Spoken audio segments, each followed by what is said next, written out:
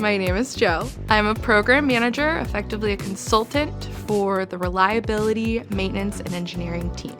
People should join Amazon in reliability, maintenance, and engineering because it gives you a really good baseline as Amazon as a company.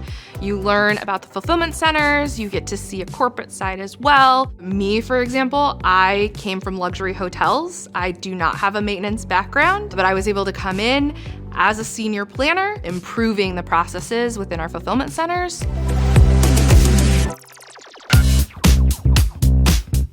The culture is very collaborative and driven. It's exciting to be behind the scenes. On Christmas, say a building had a conveyor go down, my reliability maintenance engineers went out, they fixed it, and Tommy or Susie got their toy for Christmas. You get to play Santa Claus, but every day.